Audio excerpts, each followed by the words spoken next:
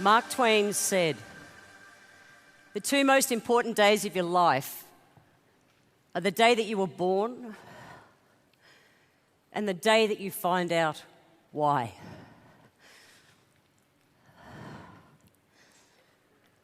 German philosopher Friedrich Nietzsche was reported in Forbes magazine for saying, "He who has a why can endure anyhow."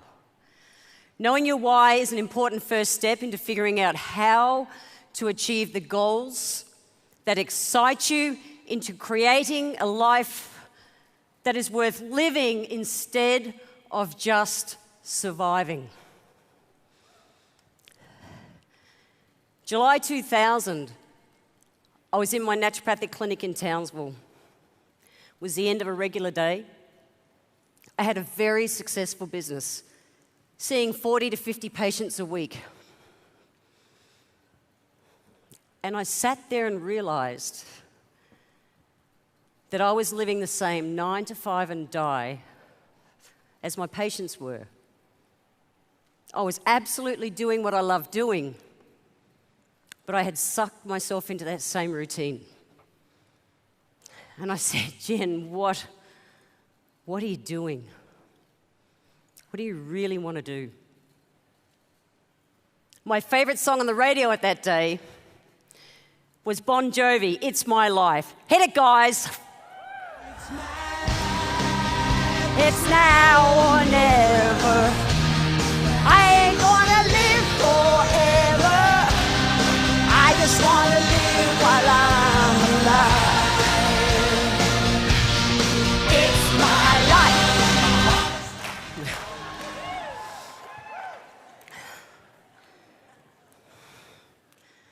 Those words, I just want to live while I'm alive. I would see so many patients in my clinic living in survival mode. And I said, what do I love doing? What is my big dream? And for me, I live to travel. And I have to collect, I will collect a full set of Lonely Planets in my lifetime. Because that will mean that I have been to every country on this planet.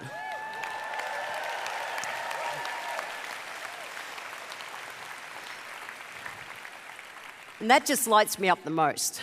That really does. I live to travel.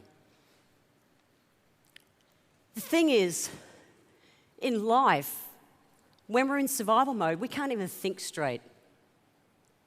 And what I've found in things like isogenics is that people have this big word. We hear about the why. You've got to have the why. You've got to know why you want to do this.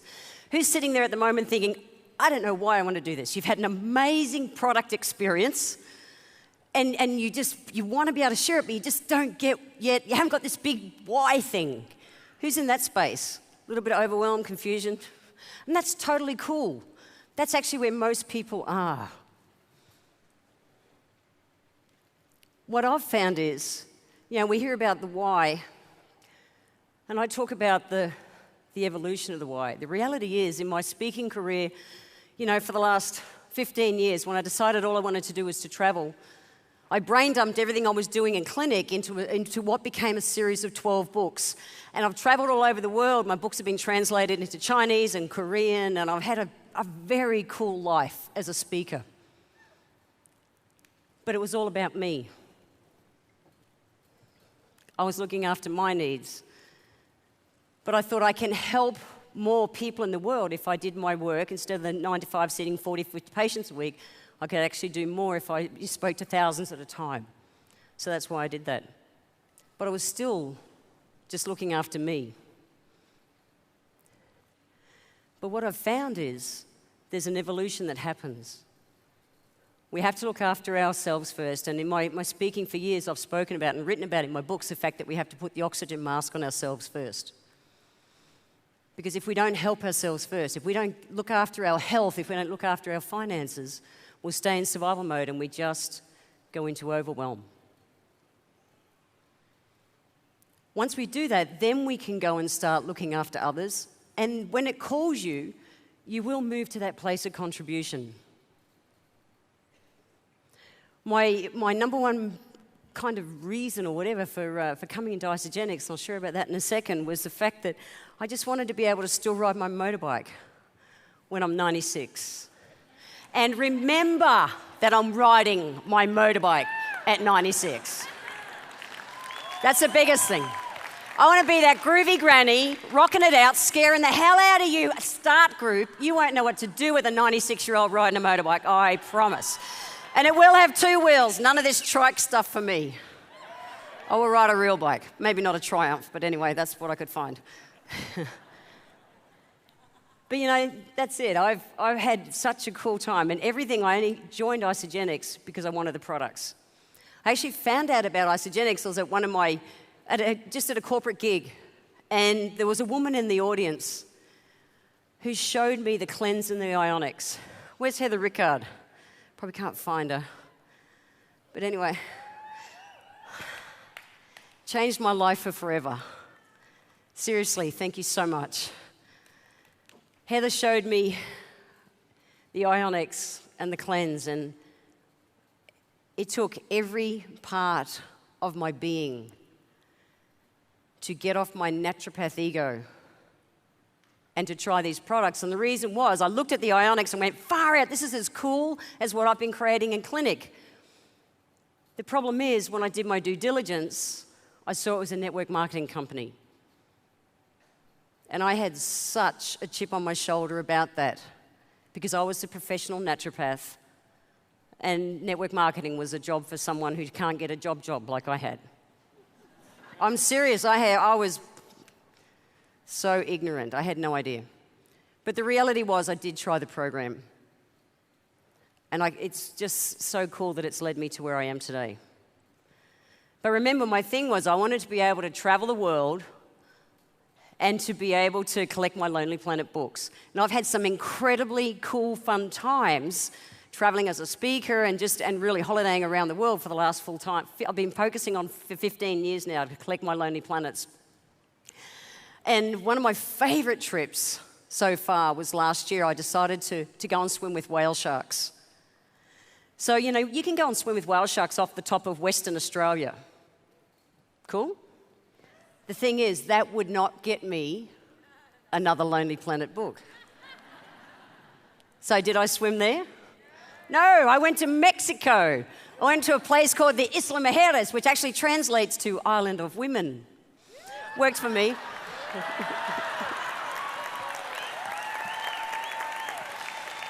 I did. Why wouldn't I go to the Island of Women? Anyway, so I went to the Island of Women. And the Isla Mujeres, it's the east coast of Mexico, and kind of you jump on a boat and you zoot out really, really fast on these really fast, cool powerboats out to kind of halfway between Cuba and Mexico. And the guide's giving us this briefing and everything along the day, you know, along the way, and as we're ready, and that, and you put on the wetsuit, and that's good. And then he goes, great, so what's going to happen is you're going to see this big shark coming towards the boat, and you're going to jump in the water right in front of the shark.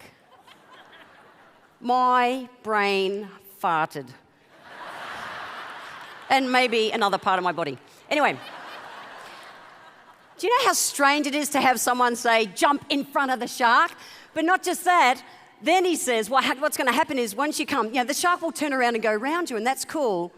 But what you're going to do then is you're going to follow the shark. And he's going, you're going to, follow the shark, follow the shark, follow the shark. I'm going, hey, sure.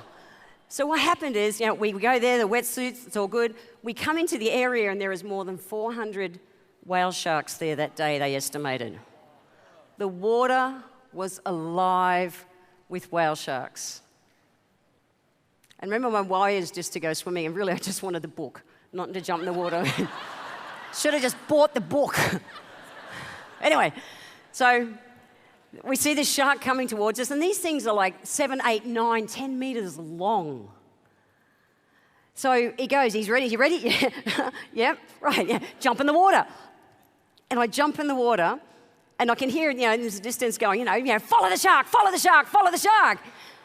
I thought I might show you what it's actually like to see what happens when you jump in the water with a whale shark.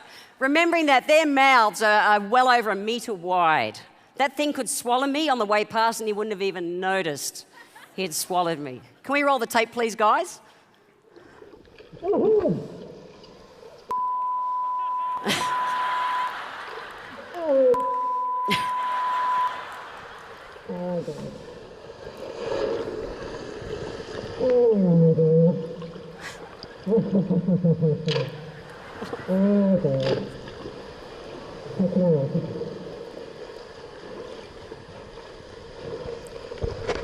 As you can see, I didn't follow the shark. You might have said I went into overwhelm, and I really want to apologise, but we had to beep out a couple of bits. Seriously, I saw that mouth coming towards me, and I froze. I absolutely froze. I couldn't do anything. I went into overwhelm, and it's no different to your why. When people are doing the what's the why and all that kind of stuff, it's like your brain gets all overwhelmed, and you just stand still. I think Michael Klaus says it best when he says, if you don't know what your why is, just do it for the money. I'm actually really serious, because when you do the why, everything else will come. But you just have to start. Another one of my big trips that I wanted to do was to see the Northern Lights. And Mother Nature is beyond cool. I really wanted to see the Northern Lights. And so doing my research, I found that one of the best places to see the Northern Lights is in Canada. So I went to New Year kickoff 4 years ago and thought I'll just do a detour on the way home. It's not far. So called into Canada in January. I don't know how you guys live in Canada. So anyway, I pull up, I'm coming into Calgary Airport, and the plane lands, but it parks out on the tarmac. It doesn't pull up at the terminal thing. And I hear this sound come over the PA system. You better put on your coats. It's minus 35 outside. I went, minus 35? I knew minus 35 degrees existed. I didn't know people lived in minus 35. But they do. So that's okay. It's all good. I'm doing good. So, I looked at my Queensland coat. It's not going to quite cut it. So eventually I go into the airport, then I've got to change planes, walk back in the minus 35 and get out there to jump on the plane to go up to Edmonton. I land in Edmonton, and a girlfriend who's one of my Isogenics associates, she lives in a town called Killam, a town of a couple of hundred people, and it's an hour and a half from Edmonton. So by now it's early evening, and it's dark. There's snow and ice everywhere. And it's now minus 55 degrees. I can tell because the little thing on the dash brags about it, minus 55.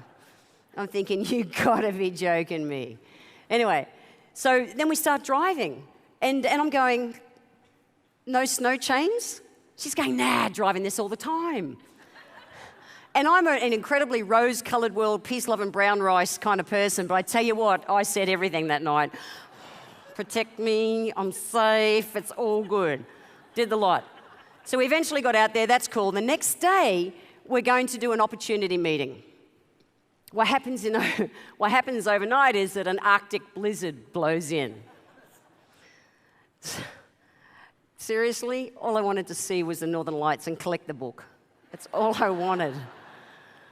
So we front up the next day, and this storm is it's stupid. It really is. It's a big storm, and the snow's flying sideways, and it's just, the roads are iced. Everything's just a mess, and I'm going, Holly, we don't have to do this.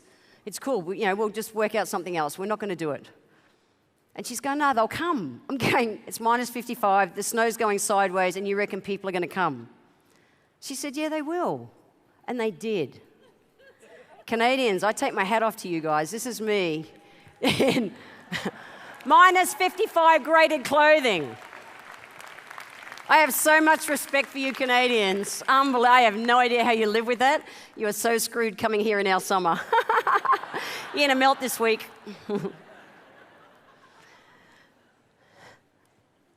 So it's like, what I've found is that life's going to throw things in your way sometimes. It really will just get in your way. But your why is what will keep you moving. It would have been so easy for me to go, really seriously, I don't like the cold. For me to go, minus 55, not doing it. But I made a commitment. And my why to see those northern lights and everything was just so absolute, I had to do it. Make sense? Yeah. But I was still just living in the me. It was me who wanted to see the northern lights.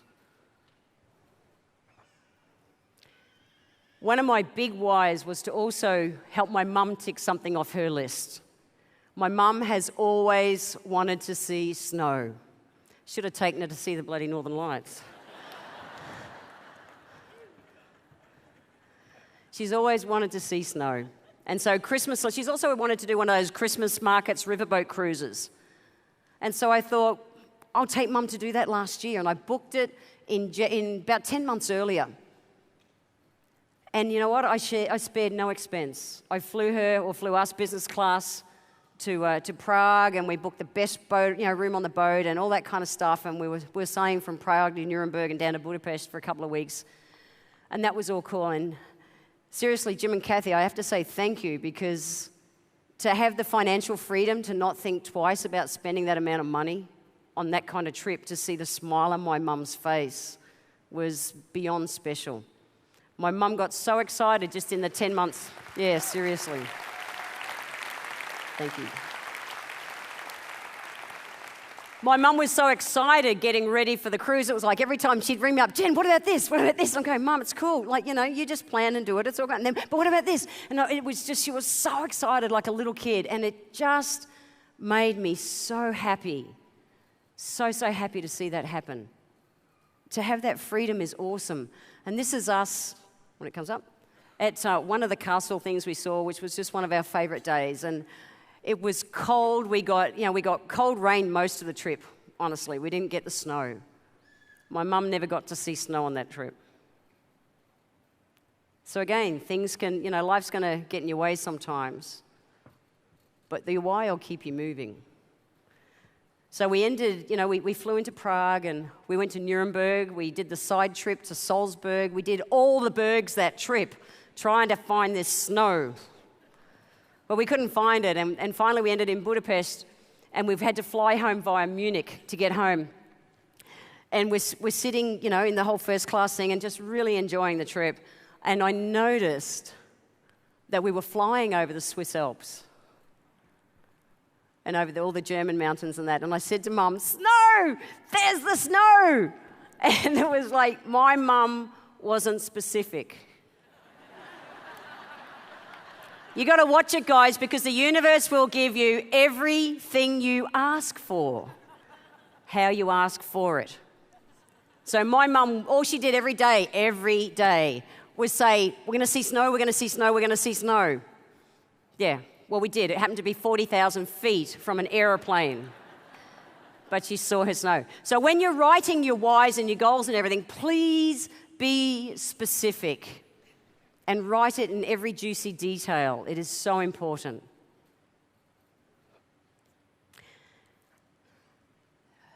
My biggest why was to walk the Camino way. And up until last year, I can honestly say that I think I had done most things in my life for me. Who thinks it's selfish to look after yourself? Be real. Who thinks it's selfish to put yourself first? Definitely most women do, because we're raised to think that we have to look after everybody else before we look after ourselves. And as much as I've always been community-minded and been in things, at the same time, it was coming from myself. On my ultimate bucket list was to walk the Camino way. The Camino way, like Sarah said, it's an 810-kilometre if you don't get lost. Lots more if you were me. Walk from, you start in Saint-Jean-Pied-de-Port in the south of France, and you walk up over the Pyrenees Mountains and 810 k's to the west coast of Spain. And it's an old spiritual pilgrimage. And that walk was very much just for me. And I decided Christmas 2013 that I was going to do that walk. Finally. I'd read about it when I read Shirley MacLaine's book 15 years prior.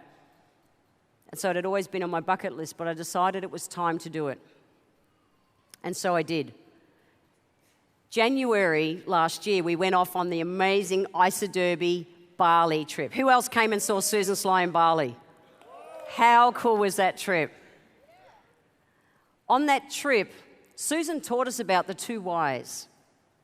She taught about what excites us or moves us the most, but also what moves us now. Absolutely now.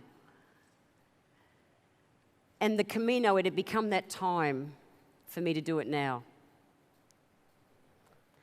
So I came home from that trip and I was absolutely training. I decided I was going to do some training. You've got to break boots in and do all that kind of stuff. And I'm out in the bush early one morning, about 5 a.m., because in Queensland it's hot, so I decided I wanted to do it, before the day got away. And it's 30 degrees, like 99% humidity, and I'm hot and I'm sweating and I'm trudging up this hill. And I remember smelling, the smell of the Australian bush early in the morning. And I'm just so present. So present. The night before, I'd been reading a book, doing some research on the Camino, and I was reading about the fact that there's bandits on the way, like bushrangers who do nasty things to pilgrims. And I've got this little bit of, it's not a fear, but it's an awareness in the back of my brain. And I was out training that morning, and I just got overwhelmed with a sense of gratitude for the safety that I felt. The safety I felt knowing that, I could just walk the way and not think twice about it. It was just such a peace about it. And in that moment, something shifted in me that changed my life for forever. In that moment, I thought about a friend called Emma, who I thought would never walk the way because she's deaf and she wouldn't feel safe. She lost her hearing when she was 4 years old to a virus. And she's a gorgeous young woman I met a few years ago when she came to clean my carpets and joined my Isogenics business. And she'd very much been hiding from the world. She had set herself away thinking, I can't live my dreams and things. And over some time, I encouraged her to go and see about getting a cochlear ear implant to see if she could get some hearing. And she did. She went and had all the tests. She went and had the psych and the surgeons and all those things, and they said, yes, we can give you hearing.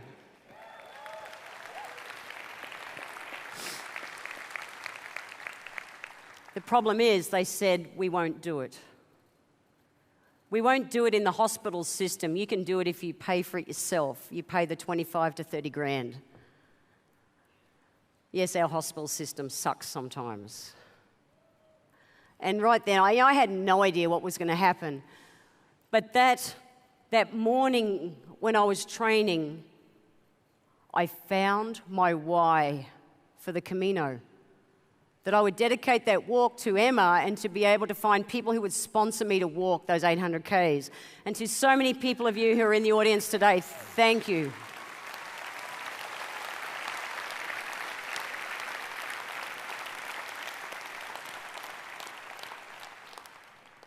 So, walking on the way, I decided I was setting off in June, and I did. And I set off in June, and I had the excitement around the rest of my training until I went, because I now had moved from self to others.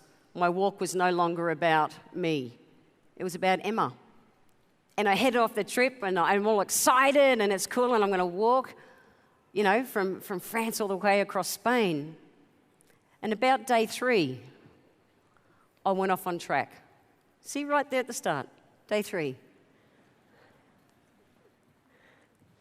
It's a long way. This is actually a photo of Emma, and she's sitting down over there.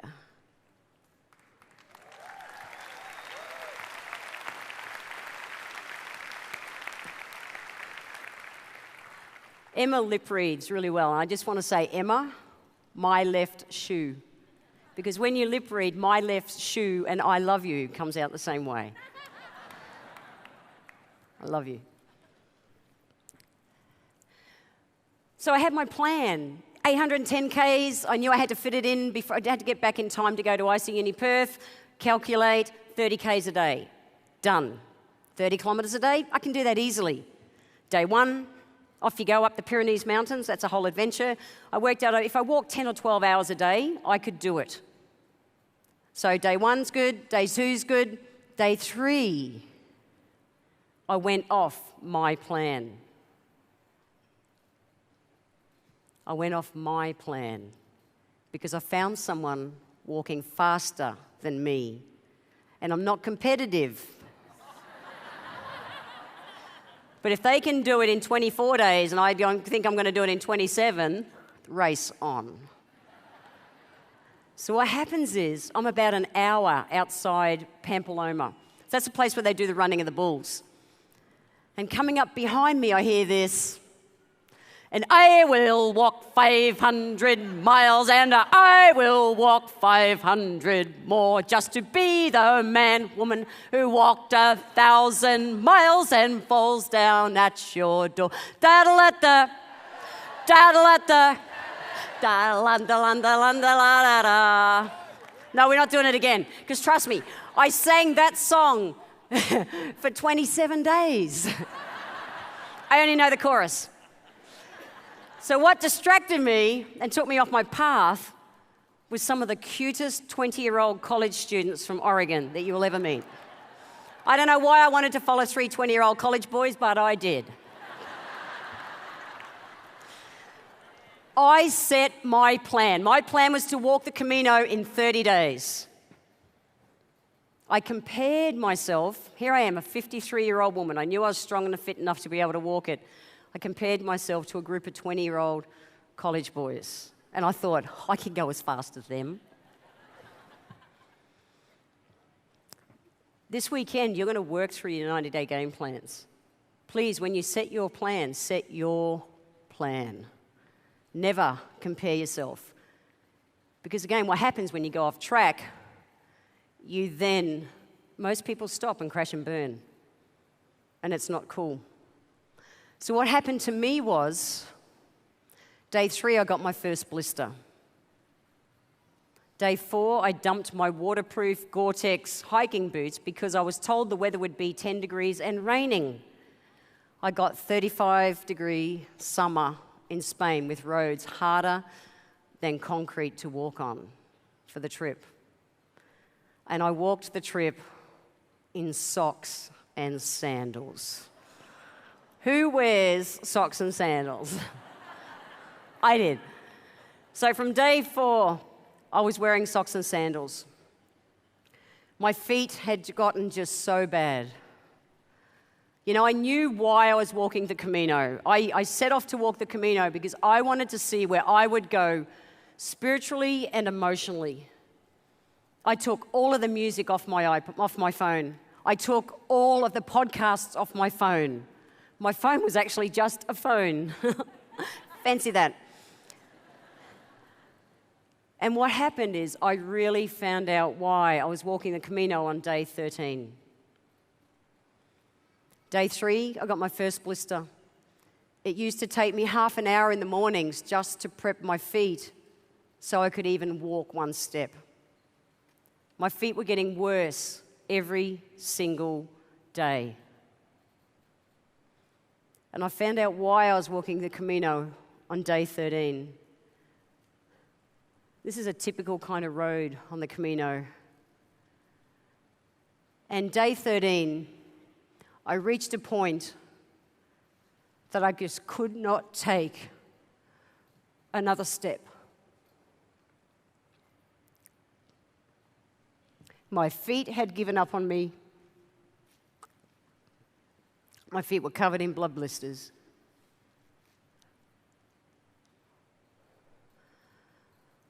You can't just ring a taxi. You can't just find a bus. There's no one in sight for miles. I had walked nearly 20 Ks that day, and I had about 10 Ks to get to the next town to find civilization to stop. And I will always remember the fact that in that moment when I couldn't take another step, it hurt too much to cry. So I cut my sandals to shreds, and I walked the rest of that 4 hours that day to get to the next town because I couldn't give up. My why was absolute. If I stopped walking, Emma would miss out on her hearing. I had made my why bigger than me. And like that quote I gave at the start, when you really know your why, you will overcome any how. I was not going to let some blisters stop me.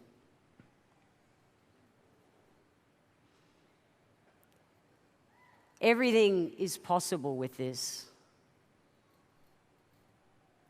I never knew when I started that I would reach that point. And it was only my why that kept me going. Only my why. But you have to look after yourself first.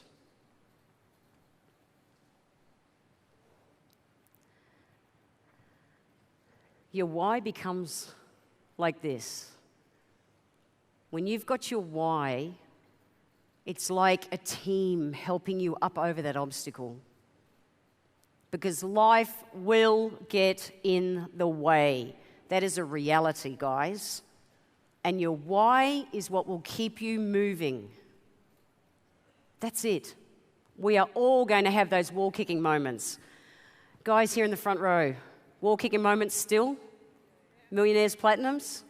Daily? Yeah. They're in the front row because they didn't give up. We're all going to have those moments. After the Camino, I came home and I absolutely, I found my why. I knew what I was doing, but I found my what excited me most next. And what it was 5 years previous, I had been on a holiday to Thailand. One of my best mates was living over there, and he was living in a little town called Koh Pher, which is about 4 hours drive north of Phuket in Thailand, and it's right near the Burmese border, right in the middle of the jungle. And I'd gone to visit him 5 years before, and when I was there, a couple of days into the trip, I met this gorgeous little kid called Q. And he was 10 years old. He had the body of a 6-year-old from malnutrition. I found out that he was an orphan. His parents had died both died from AIDS. His mum died when he was 2 years old, and his dad had died more recently. He was absolutely illiterate. He'd never passed anything at school. And he literally slept from bed to bed to bed where he could get a space. And he's a 10-year-old kid. And my heart melted when I saw him. And I committed that day to start looking after him.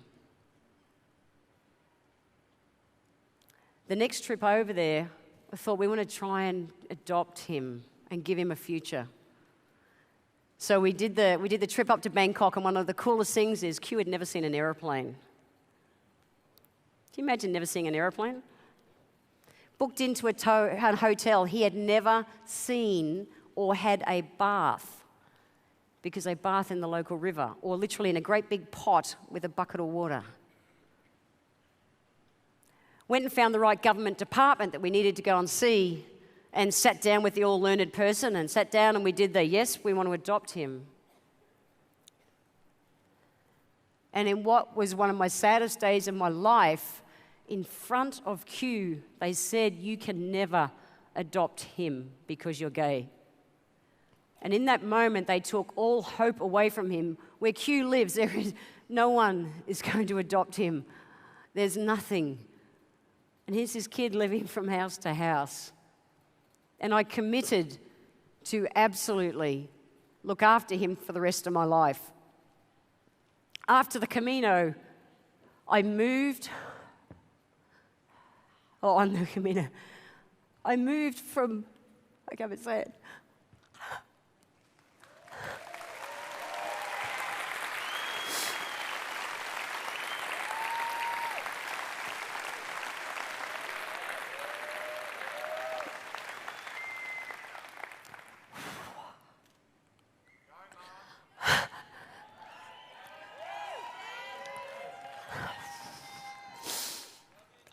I had lived my life prior to the Camino,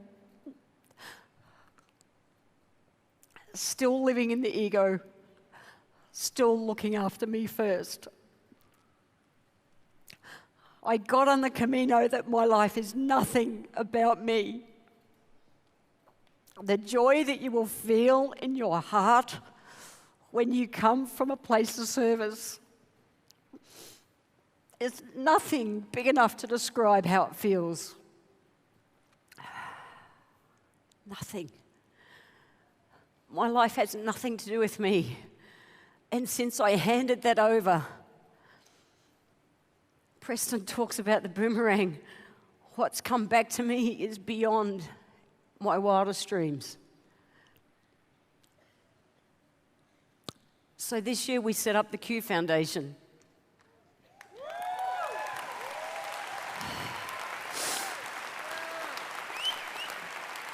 This is my son, Q.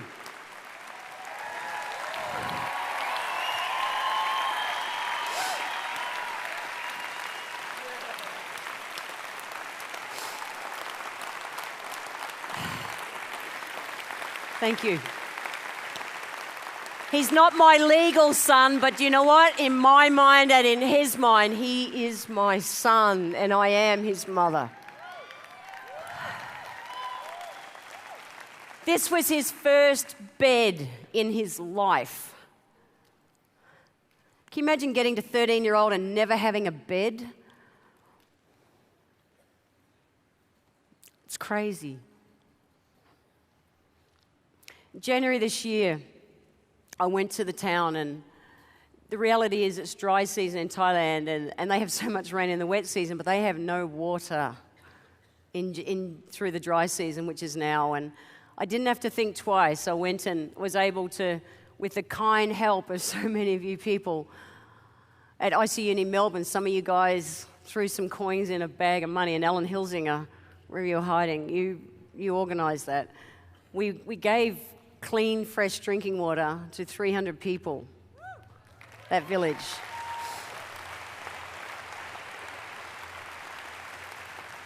Last year, for the first time in Q's life, well, he grew 6 inches. That was exciting.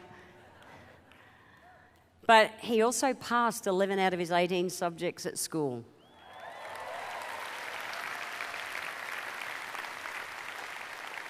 We gave him a future. At the time, when we were literally standing there taking those photos, we noticed another little guy, heading off down the road with a 20-litre plastic jerry can under his arm, looking for water. And I questioned and found out what the story was, and he's a little guy, his name's Note, and he has a sister, Nick, and their parents are HIV positive as well. And Q's dad is honestly on the way out. Not Q, sorry, Note's dad is honestly on the way out. There are so many kids in the world. I know we can't help them all, but boy, I'm sure going to help as many as I can. But that's...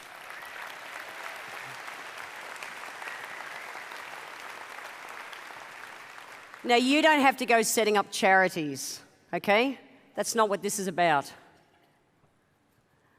Initially, you will start with your why for you.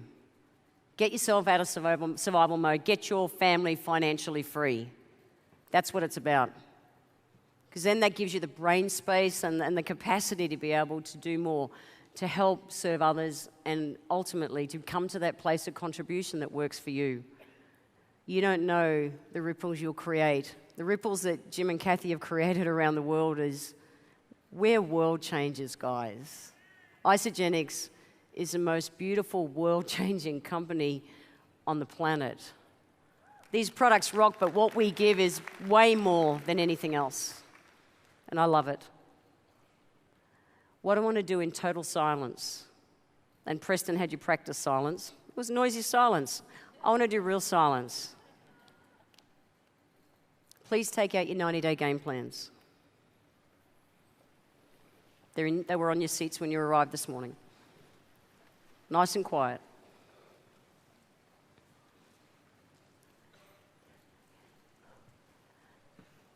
You see, the biggest thing that I had to do to really find my why was to get out of my head and to get into my heart. And that's what I want you to do right now. No thinking. Turn to page 6 in your books.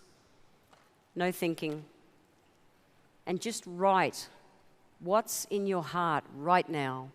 On page 6, you'll find the space for you to write what excites you, what moves you right now.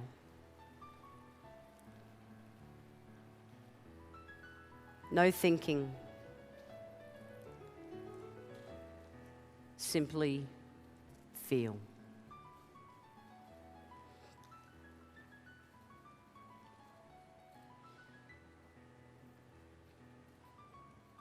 If you want to write something, but then you're questioning it, don't question it. Just write that thing. The thing that comes in first is always the truth.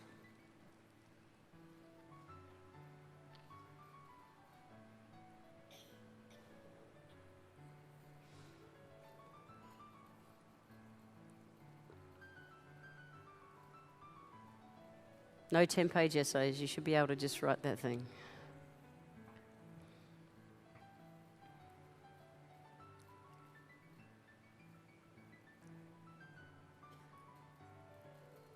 Thank you. So you can finish that later. And I really encourage you guys, you will fill out your 90-day game plan this weekend. It is your plan, not just to an Isagenix business, it's a plan for your life. And if you really take this seriously, your life will never be the same from today forward. Every dream is possible. But you start with yourself. I only joined Isagenix for the products. I was never, ever going to be the professional network marketer and incredibly proud of it that I am today.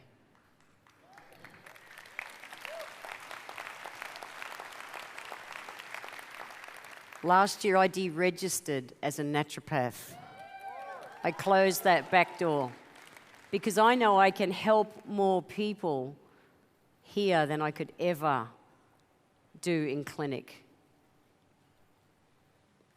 All I wanted was to collect my set of Lonely Planet books, and I will. I promise with all my heart. In June, I'm going up into the Arctic Circle.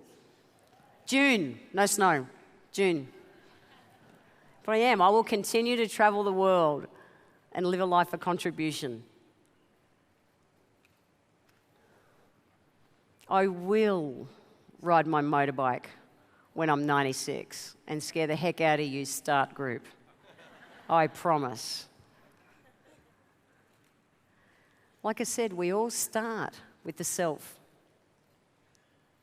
We move to others. And we move then ultimately to contribution. You all have the power to go anywhere you choose in this lifetime.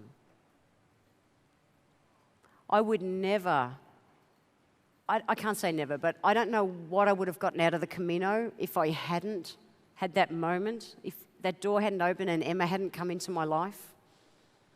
I've raised half of that, the money that I need to help her get a hearing, and I'm absolutely committed, and I know that we will get her cochlear ear implant. That's a done deal. I never dreamt that I would be able to that I would set up my own charity. That wasn't on my list.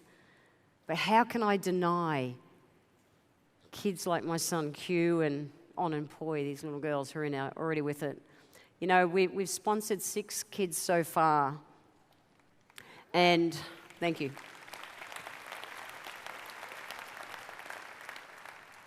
At the end of IC Uni Adelaide, the gorgeous Heidi Ogermeyer, where are you, Heidi?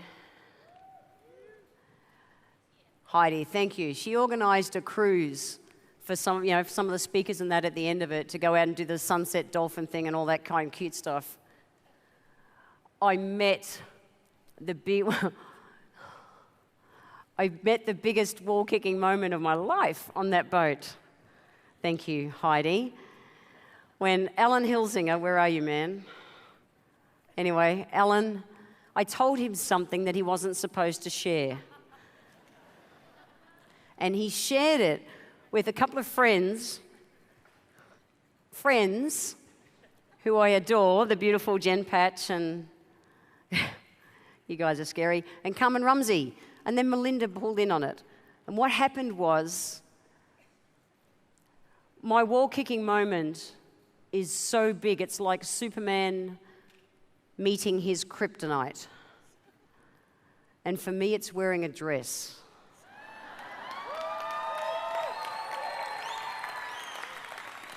So they put out the challenge on that boat that afternoon that if we could sponsor 50 children in 3 weeks, that I would wear a dress. Really quickly stand, whoever has, the people who have helped us, we have sponsored 50 children in 3 weeks. Thank you. I know so many of you have. I don't have thanks big enough, but you guys you have given life to 50 more kids. And that's worth me getting off my own shit and wearing a dress tonight. But I have to tell you, I am terrified. I will wear a dress to the gala.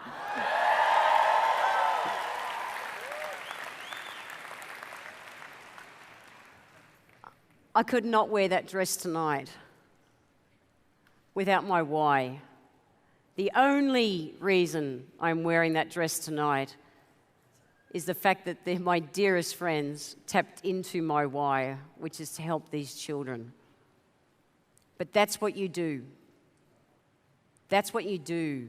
When you know your why is absolute, you will overcome anyhow. I encourage you more than anything this weekend, really take in what Isagenix has and open your hearts. Like Preston said, hug people like they're your best friend you haven't seen for 10 years. When you open your heart to what Isagenix is, we're not a product company. We're not, the compensation plan rocks. The heart that this company is, there is nothing like this out there in the world. And we will create a ripple through all of you finding your whys. And remember, if at the start it is just for you to go for the money and free your family, bring your partners home from work, pay the mortgage this month, pay the car payment this month, just start. Your 90-day game plan is the plan for you to follow so that you don't go into overwhelm. Use it. It is a mind-blowing tool. And remember that life will get in the way, and your why will keep you on track. Thank you.